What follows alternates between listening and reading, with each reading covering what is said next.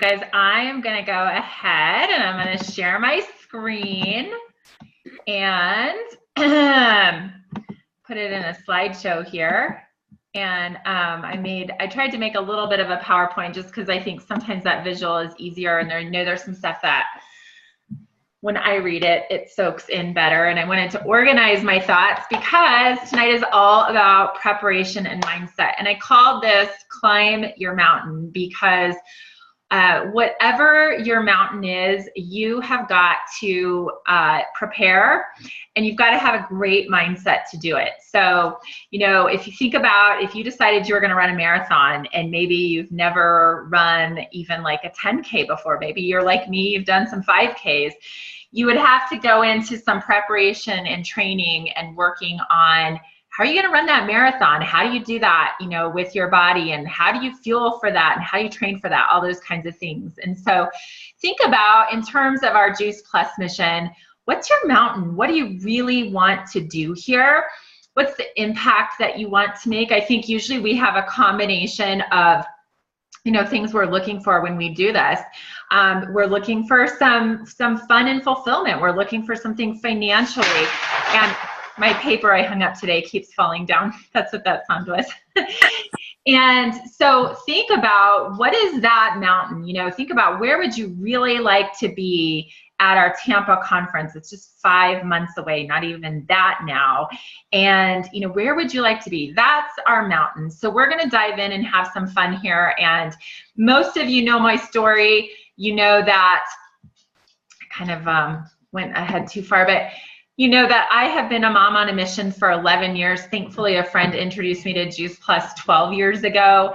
And thankfully, when she introduced me to the product, you guys, she gave me 2 educational CDs to listen to. And she also gave me a CD about the virtual franchise. She did not know that I was actually kind of looking for some things to do on this side as a brand new stay-at-home mom. It was going to definitely be important to me to contribute something financially, but also to have something to do on the side. I loved being home with my boys, but for me, I also needed something beyond that. I needed something that was fulfilling and outside, something that challenged me. And I always say that, you know, Juice Plus made me a better mom. So it's been fantastic for that.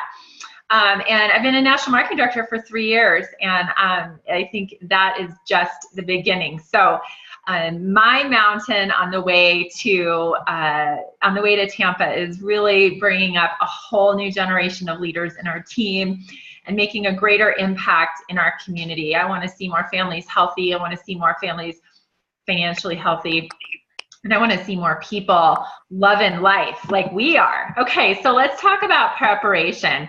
And I just made a really quick checklist. I thought, you know, what are the basics? Keep this simple. Whenever we can keep it simple, you guys, we keep it doable. I think when we get too complicated, that's usually our human mind doing that little trick for us to kind of slow us down. So keep it simple. You need your story. You need a calendar, and it needs to have events on it. And I'm going to talk about rocks here in a second. You need a memory jogger with names on it. You need, I think, reading and personal growth time. And you've got to weave that in to whatever extent you can in your life. I know that when I was a young mom, it was a lot of stolen moments. At this point in the game, it's really a commitment to being up early to have some quiet time alone. Taking time to read books. If you know me well, I listen to lots of books on Audible when I'm walking dogs, unloading the dishwasher, folding laundry that never seems to end, things like that. So those are great things I learned from mentors coming up through this, was that I could be listening to a lot of the things that would develop my mindset while I was doing the stuff I needed to do to keep our home running. And also, I'm going to talk about this. I love this analogy. It's so much fun. But I like to call it define your rocks and rock your mission. Okay, guys. So I'm going to dump all these out here. But I have this really pretty glass vase, and I have a rock stuck in the bottom. It already has one rock in it. It's the one that's stuck in the bottom, so we'll call it my kids, because that is an immovable rock in my life, and that is certainly my top priority, okay? And I think we really have place in our life for probably 2 or 3 really, really important things to us. So number 1, family. Number 2, big rock that goes in my vase, and I hope this makes sense as we move along. Some of you have seen this before. This is my Juice Plus mission, okay? So for me, as a single mom, this is my source of income. This is my career. And so it takes the place as a big rock. And then I have a little slightly smaller rock here, and this is the stuff that I do for my church. It's really fulfilling for me, and that's really important to my mission as life as well. Now I have lots of rocks, you guys, that are, can you kind of see them? Kind of these little medium-sized rocks. These are all the other things that are important to me, but they're not as important as this stuff, okay? So it's things like going to the gym, going to Costco, has to happen. Not my favorite thing, but it needs to happen. Things that, you know, things like email, paying the bills, all of that kind of stuff, home improvement projects. Okay, I start to fill my vase up with all of those type of things. And this is all just representative of where things are going on my calendar so I can fit in what's most important, okay? So I've got quite a few. Maybe I've got 10 of those little medium rocks, you know, things like spending an hour or two a month volunteering in the classroom, having coffee with an old friend, things like that. And I don't have any gravel. If you've ever seen this analogy before, once you get your big rocks in the vase, you can put some medium-sized rocks in, and then kind of the gravel of life can fill in around it. I don't have any gravel, but I have tons of airsoft BBs. So those are, you know, those are the little things, the things like, you know, taking time to visit with a neighbor, things like folding the laundry, maybe reading a book I've been wanting to read for pleasure, taking time to go on a hike, taking my kids to the pool. You guys, there's room for all of that stuff when I put my big priorities in first. Like, in fact, we're gonna get quite a few of these BBs in, but what I did is I made sure that I got the important stuff in there first. And that's the really critical thing about your preparation in this analogy, is you've got to have the important stuff on your calendar. And so when I'm asking like my team, okay, when's your events? Where are your events? The folks who are really rocking their business, their events have been on their calendar for 6 to 8 weeks. They've set aside time to invite for events, and they set aside time to follow up. I know a lot of times for me, after an event late at night before I fall asleep, because you guys remember this about me, I'm an extrovert. So after I've been around all the people, it takes me a couple hours to wind down. So I'll sit and I'll send text messages and just thank people for coming before I even send a follow-up message the next day asking them if they have questions. I'll just say, you know what, it was really great to see you tonight. I love your smile, or some sort of compliment. So you want to have time in your calendar for all of those things. You want to have your memory jogger full. And I talked to my team about events and memory jogger. It's sort of like the chicken and the egg. I don't know which comes first. For me, the calendar of events actually comes first. And that's because when I create the events, then I start thinking of people to ask. For other people, the memory jogger comes first, and then they create the event, start to, you know, they think, okay, well, maybe I've got 10 stay-at-home mommies on my memory jogger, so I'll create an event for them.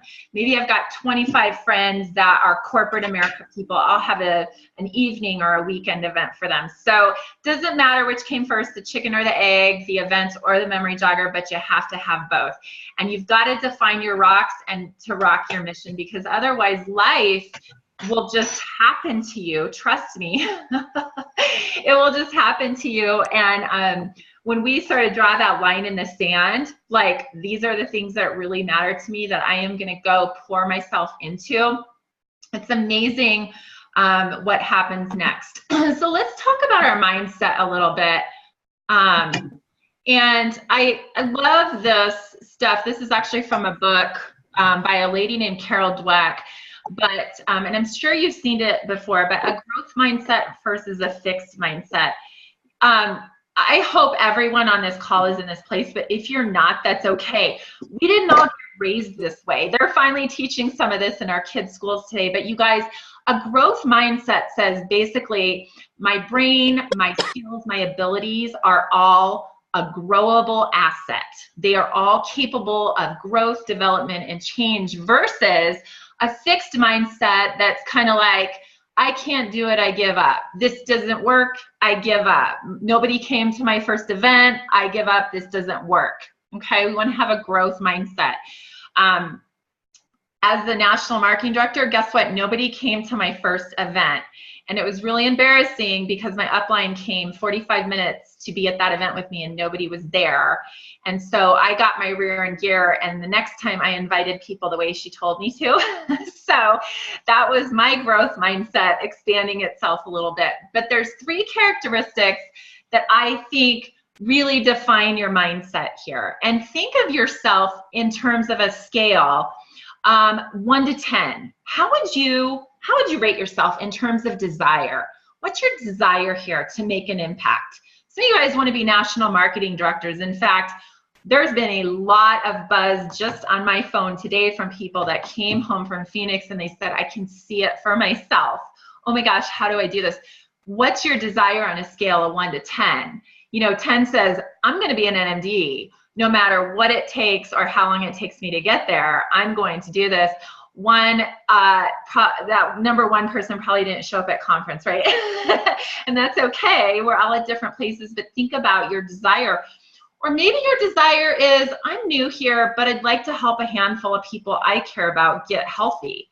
Well, how strong is that desire? Are you willing to stretch yourself a little? Maybe your upline's asking you to have events and you're a little nervous about it. Are you willing to stretch yourself a little to make that impact on those people? Number 2, what's your willingness to work or your work ethic? I think that when you have desire, that's great, but when it's not really anything until you put it to work. You know, a dream is just a wish, right, guys? Until you're willing to roll up your sleeves and get to work. Are you willing to make a couple of sacrifices? Are you willing to maybe do some phone calls at inconvenient times so that you can really touch base with some people on your team or some people that need to hear from an expert on the product, you know, for somebody on your team? Think about, what is your willingness to work? What's your willingness to get yourselves to those big events? We can go back to the vase and say, well, you know what? My Juice Plus has to have conference and a boot camp and a regional and lots of in-home events in it, right? And it can be the same analogy. In order to really be a healthy, functioning business, what's my willingness to make that happen? You know, am I willing to hike 3 weekends a month and on that 4th weekend have a smoothies and solution party? So what's your willingness to work? And also on yourself, on that growth mindset, remembering that your capabilities are always expandable. And number 3, what's your coachability level? Are you teachable? This is kind of an interesting part of my story. In the beginning, I was teachable in some senses that you could call me and say, hey girl, you know, you need 3 orders to qualify your business, and I made sure that that happened.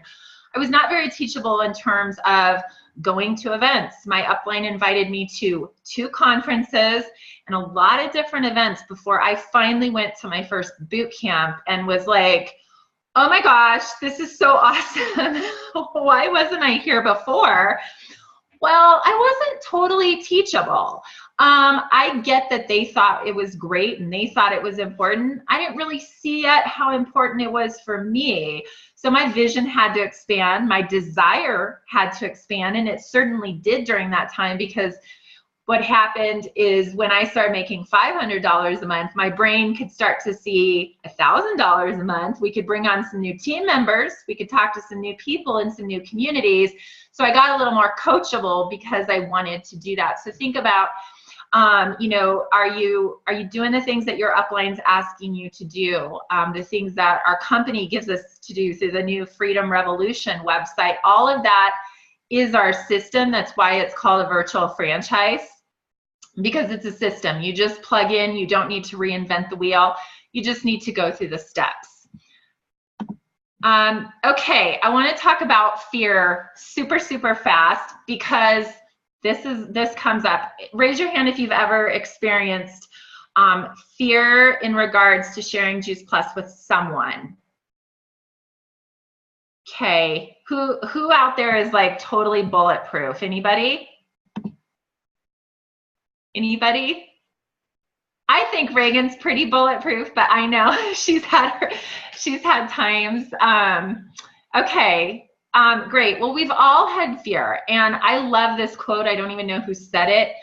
But fears are stories we tell ourselves. And this actually sounds a lot like Brene Brown. If you're reading Brene Brown's books, they're so good. But it's a lot of mumbo jumbo we make up in our heads, and it becomes a big hairy monster, just like when a little 6-year-old has a nightmare and they think there's a monster in the closet. They've been laying in the bed, imagining that big hairy monster and its big teeth and all those things. And boom, the light goes on. Mom and dad go in and check the closet. Sure enough, there's no monster. It was just a story. Oh, shit. It was just a story, right? So I want to share that 3 things have really helped me with fear. And I certainly have gone through a lot of fear. Definitely fear sharing Juice Plus. Definitely fear sharing the mission and the business.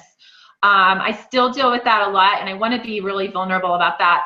I live in a community where people are highly educated. They're doctors, they're lawyers, they're making 6 figures. They are the people who have arrived.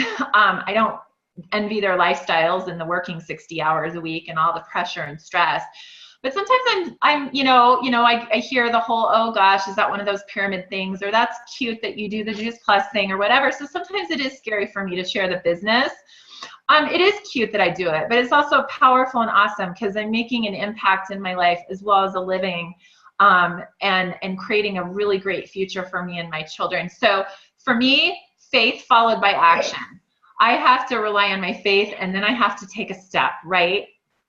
And sometimes it's letting a door close and then the next door opens, right? So number 2, community. You guys, courage happens in community. I'm going to say that again in this presentation, but plug into this community, okay? You guys make each other stronger. When you get on Voxer and tell your hairy monster story and all your Juice Plus friends go, there's no monster, look, there's nothing under the bed, there's nothing in the closet. You're like, okay, you're right. I'm going to go talk to this person. You're right. How can I not tell this person going through cancer about Juice Plus, right? So, and then finally, personal growth. Make that a consistent exercise, because I know when I'm constantly growing, I'm better about facing my fears. And then if I kind of slow down, lazy about my personal growth, all of a sudden, again, I end up with a garage full of hairy monsters. So we want to avoid that. Okay, and I wrote down some things here that I just think are great to grow. And maybe there's one, you guys, that really resonates with you that you want to, if you're a millennial, you'll get a tattoo on your arm right here in a really cool font. If you're Gen X or whatever like me, write it down in your journal. Put it on, put it somewhere meaningful. But first of all, I am enough. Wendy Campbell loves to yell this in our faces if she can get in our face and say, you are enough. It's so frustrating for me sometimes as a leader to hear people tell me why they're not enough. And then I realize I'm doing the same darn thing, right? So we've got to remind ourselves, I'm enough. And we've got to remind ourselves of abundance. There's more than enough to go around. And that's the beauty of our marketing plan. And I really believe it's supposed to teach us this at a soul level. There is enough to go around. Every single person on this call can be anything they want. And in this company, you can be anything you want. I can figure it out as I go. And if I need help, there's tons of experts and awesomeness around me. Again, plug into your community, right? Trust your upline. You don't have to know everything. It's so common for me to hear from a new distributor, I'll plan an event after I've read all the research and read all the websites and listened to 27 calls on the Campbell team website or whatever. It's like, just stop it. Trust, figure it out along the way. This is about learning as we go. Knowing that you're part of something bigger than yourself, guys. Okay, that gets your ego in check. I am part of something bigger than me. It's not about me. It's about pursuing purpose and impact. Okay, so that little fear creeps up like, oh, if you talk about Juice Plus, your friend might think you're really stupid or goofy or in one of those pyramid things. guess what? It's not about you. It's about your friend that needs to hear about Juice Plus. Remember, guys, you might be, you know, you might be preventing a cancer diagnosis 10 years down the road from now because you're getting those capsules in somebody's mouth. Remember that. It's not about you. And I love this. You know, I love this. I am a dreamer and a doer because they got to go hand in hand with one another. So those are some fun things. And then I've always thought that when I went through so much, I think, anxiety, when I made the decision, first of all, I was going to be a single mom. I was going to go through a divorce, major financial fear, anxiety, panic, doom, and upheaval, right? And I thought about going back to corporate America for about 5 seconds. You guys, I loved what I was doing with Juice Plus, and I'd seen so many people be successful. I was a senior sales coordinator. I was making great money. I was making $2,500 a month as a stay-at-home mom. That was pretty sweet, right? But I needed to double that, and I needed to get some benefits in order to support myself for the future. So there was like massive, oh my gosh, can I do this? I have to do this. I can't do this. I gotta do this. You know, all those things swirling in my head. But I really found activity was the antidote to anxiety, boredom, frustration, lack of fun. If you're not having any fun, as Jay would say, your wood is wet. Any other problem that you have can usually be solved by activity. And quiet, guys. Bart and Roscoe agree. And I don't know who has said this, but I've heard it so many times in our business, a new team member will solve most of your problems. And I say that sort of tongue in cheek. Other people don't solve our problems. But you know what? Sometimes when you are feeling frustrated, bored, whatever, a new team member is exactly what you need to light your fire again. So go find one. And ask yourself the question, when was your last event, your last one-on-one, your last new customer, your last call? We want to be regular and consistent with these things. Consistency is what builds really successful missions. No one has been more consistent for me than Reagan Dean. I've had so many great mentors in this business, but I will tell you that I've been inconsistent in my journey. You know, most of the people I've worked with, whether upline or downline, have been inconsistent. She's been super consistent. So she's really a role model for us in that area. And also keep it simple. Does anybody get overwhelmed ever? Anybody ever feel like, holy cow? Yeah. You know, about late July when my kids have taken apart everything in the house and it's hot and, you know, there's flies in the house and all that kind of stuff, I can get really overwhelmed. Make it simple. What is one thing you can do today to make a difference? You know, one thing. And it's like, oh my gosh, if I follow up with that one person, they get an order. Guess what? That order just changed my whole mood. Now I'm excited again. That kind of thing. So think about one difference. And then another mindset thing is focus on others, not yourself. I mean, again, I love Brene Brown, this quote, courage is contagious. Every time we choose courage, we make everyone around us a little better and the world a little braver. I just think this ought to be like, yeah, everyone on our team should have this tattoo. I kind of think that it's so true, because when I get on that Voxer stream or I get on this team call, I'm like, yeah, you know what? I can do this. I can make that courageous call. I can invite that person on my chicken list to coffee and talk to them. So some pointers, and I wrote a couple of different things here, but I think these are helpful. Be a great listener. Focus on the needs and desires of others. Like, yeah, I have a big goal coming up for the end of the year, but that is really wrapped up and focused on the needs and desires of people in my team. They have some totally awesome dreams, and I'm excited to lock arms with them and help them make those happen. Be what your team would like you to be. As a leader, think about that. If you would like your team out having events, being on team calls, things like that, you've got to show up first and do it, okay? And bring your energy and enthusiasm to our team and the greater Juice Plus community. We do such a great job of that. But you guys, that is, you know, I don't know if I believe in karma, but if I did, this is like putting deposits in the karma bank, right? Like what you bring to the community as you're developing your customers, your teams, that's going to be poured in to your life later on.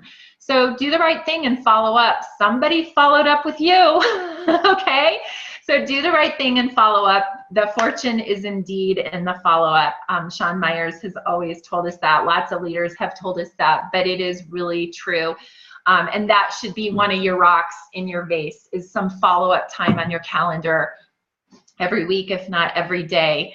As I was going NMD, I honestly would sit in the bathtub every day after I went to my workout class, and I would text follow-ups for 20 or 30 minutes and enjoy a hot soak. And, you know, it made things happen. And then I put this Maya Angelou quote in, but, you know, people will forget what you said, but they will remember how you made them feel. And I kind of paraphrased that. But again, it comes back to focusing on others and not yourself. Okay. And then I said, okay, you guys are gonna laugh at me. It's okay to focus on yourself when you're listening to your song. I think it is so powerful and so great to have a song. You can even have a soundtrack. If you want to be a national marketing director, pick out your NMD song now. Listen to it every morning when you wake up. Dance around to it in your bathroom. My NMD song was blaring for a year straight in this house all the time before I ever walked that stage, through the days that I felt like it was impossible, through the days that were rocking and everything felt effortless. But, you know, here's the thing. Get over yourself and get going. We're changing the world, and you're invited to be part of it. So I think that was my last slide. It was.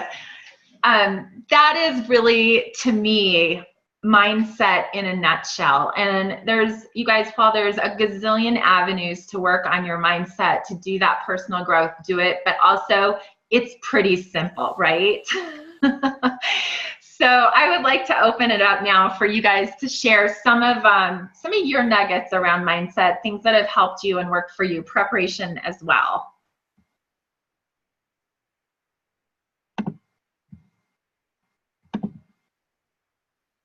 So one thing that I think is that we've found lately, you know, the whole thing on your story, there is, and it's hard to do, and it seems very trivial, but there is so much value in practicing it. Like literally, like getting it to a point, and it doesn't have to be formulaic, but the key points, and then it's organic as you present it, but just being so comfortable in what you say, and literally sitting there and back and forth, you know, find somebody, a spouse, someone else on this call, and literally just go through it over. It's like giving a speech, but making sure that you have those key things and you're so comfortable with it. I think that's found, at least for me, it makes the fear of those first couple words kind of goes away, because you have it on, you know, automatic in your brain. I love it. You know, we used to really be habitual about doing that on Boxer with our new team. And I think that is spot on. I coached somebody just a little bit ago, Crystal Richards, and you could tell she had really practiced her story. And when she told me, I was like, holy cow, the girl's going to go set the world on fire. Yeah, I think that's good. I think practice is really key, but also having that practice come from your heart versus having a script. You know, if you can just answer that question of, you know what, I love just plus because, and I love what I do because, and end it with whatever would come from your heart, is going to be a lot more effective than some script, right? So when you guys are thinking about this, get it into your heart and let that be the thing that speaks to people, is your heart, not your head. Okay? That's so good. Who else? Any ahas, any tips? I guess for me, one of my biggest fears starting out was how I could share this with my patients at Children's because of the boundaries. And don't get me wrong, I still inform the parents, like, this is off the record, because I hate for myself to get into trouble. But the fear has definitely decreased. And I think that has decreased because of the passion for the product and knowing that what it has done for me. I can't imagine what it would do for a lot of the families that I work with. But I also think hearing on more than one occasion, the no is not no. It's like not yet, and holding that true to heart, because I think I'd be done by now if I took those no's to heart. That's so good, Sarah. I think she froze. Oh, I'm still here. I hear you. I may have froze though.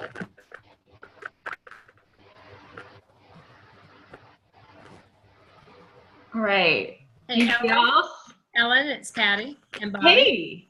First of all, what a great job you did. I was captivated the whole entire time, and I thought every one of your points were spot on, right on, and you unpacked a lot of great information. So I thank you for that. And I think the biggest takeaways are getting into action. You know, we heard it at conference. You brought it up again today about you went away. Ellen, are you there? I'm here. Yeah. That there you go.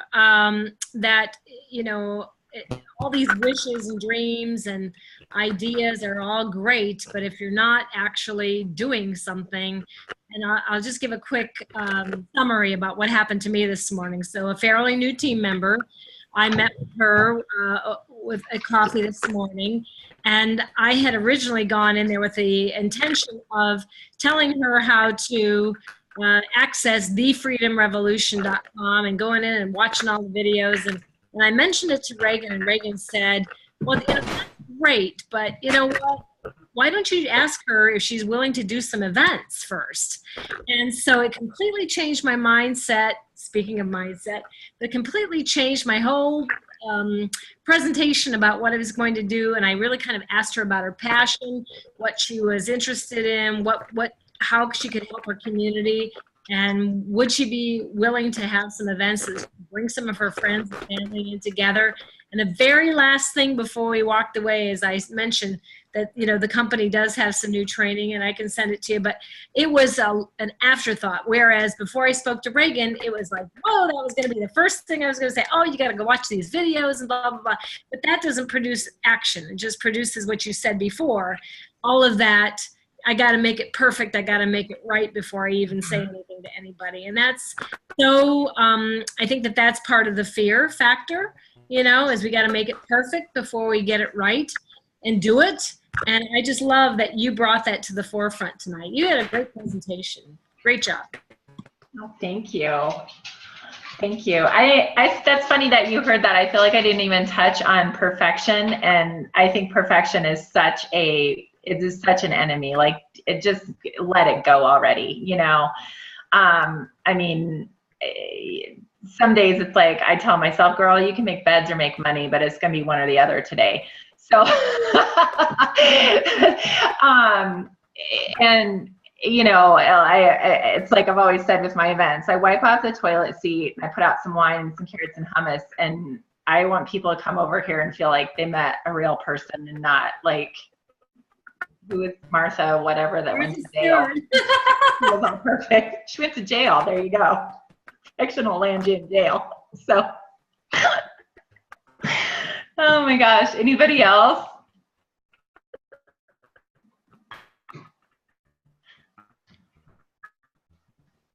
I would say, Ellen, the growth mindset versus the fixed mindset. I mean, it's a good one to look at, because I think it depends on where I am. And I can see myself in the fixed one, even in my own like dental profession and certain things, you know, when I get frustrated about trying to do something new, you know, I'm like, you know, I can't do that or whatever. I mean, I think it goes both ways. And, you know, you can totally see how that can hold you back if you're in that fixed mindset, right? And I think I float back and forth between those two. So it was a really good visual. Yeah. You know, nothing's taught me more about that than my kids. And especially, you know, raising a child who's on the autism spectrum, who was at one point nonverbal, and, you know, going through a lot of uncertainty and really, really pushing him, and also being patient and waiting with him. And also, like, you kind of had to just hold this picture of the best case turnout and go through some, I mean, we went through some really, really hard, scary stuff. And, you know, in 2nd grade, he was knocking out drywall and running away. And now he's like the most popular kid in 6th grade and he's rocking life. So, you know, it shows the ability of our brain to grow and change and develop. And it's just that, you guys, it's mindset. For sure. And the desire, right? Because you can either stay in that, oh, I just can't do it, or I can't figure it out. But if you have the desire to do it, of course you can. You just have to have it. Absolutely. Absolutely. Sometimes it's just changing your words, right? You know, what are you telling yourself? What are you telling everybody else? That kind of stuff, which we saw, a group of us saw Tony Robbins Thursday, and he worked on some of this in the few hours that we got to see him, and he was freaking incredible. You know, we did this little exercise where we wrote down 2 or 3 things that we tell ourselves are probably most sad, damaging things we tell ourselves. And when I wrote those down, you guys, it was horrifying. And then I didn't want to show Mel and Garrett. And then I showed them and I cried. And then we all hugged. And then I was like, what a load of crap. And I was like, I'm not going to tell that to myself anymore. So anyways, that's why we need this community. And I have to tell you one more thing that was like my huge takeaway from Tony. This is a good place for this call, and that was trade expectation for gratitude. And I was telling my team this morning, I was like, you know, just be grateful. Be grateful for your team, whether they're doing a little or a lot. Be super grateful for your customers. You know, just start with gratitude for your family instead of, you know, I had the most enjoyable Mother's Day yesterday, and you know why? I didn't expect anybody to do anything for me, and they didn't. I did 2 loads of laundry, but I had fun. I had wine with it. So, you know, it's like you just get rid of those like stupid expectations and be grateful for what is, and as you focus on that, it will grow. Hey, to expound on that, because that's from Tony Robbins, one of the things that I got, not this time, but when Mel and I were there another time, it was the idea of celebration, and that you have to celebrate your wins every day instead of going, oh, I didn't get this done and I didn't get this done and I was supposed to do this and I didn't. No, look at what you did get done. And so let go of those expectations and be happy for what you did. And that's helped me a ton. That's awesome. That's so awesome. Love it. Anybody else? So Ellen, I was just thinking about, you know, the rocks and all that stuff, and it really pointed out some inconsistencies. I mean, it's not rocket science that I've been inconsistent, but I love what we just talked about is let me celebrate what I have gotten up to this point. So I love that. So I get to celebrate what I have, because I have a pretty darn awesome customer base as sales coordinator, and so I'm going to rock that. So I love that I have done that and touched a lot of people. So I get to just celebrate that for a moment and let go of the perfectionistic crap, right? Okay, so second thing is the rocks. You can say what each rock is, but then when you actually get down to it, your action is going to tell you if you're consistent and in alignment with if those big rocks are really what you say they are. So you can put those big rocks in there and say, oh, this is really where my big rocks are. But then if you keep looking at those, at your thing of rocks, your glass bowl full of rocks, it's like, well, what did I do this week? Let's review my rocks. Were my actions consistent with what I said and what my desire was? Because my desire is X, Y, and Z. But when I look back over my week, when I look back over my day, when I look back over my month, were my actions consistent with what I said my desire was and what I want to achieve with my goals? So I love that visual. That's really helpful. That's really one of the most important things that I think you just got, that I really wanted to get across when I talked about desire, willingness to work, and coachability. You know, desire is, you know, it's a feather blowing around in the wind until there's some muscle behind it, right? And it's, you know, it's just like everybody leaves conference and says they're going to be an NMD, and they cried and all of that stuff. But did they go home and get to work on it? I mean, that's where the rubber hits the road, right? That's where we really grow, you guys. That's where we really start to make an impact. So And whether you're here to do a little or a lot, that doesn't matter, but there's always an opportunity for growth. So that's awesome, Audra. I love that you pointed that out.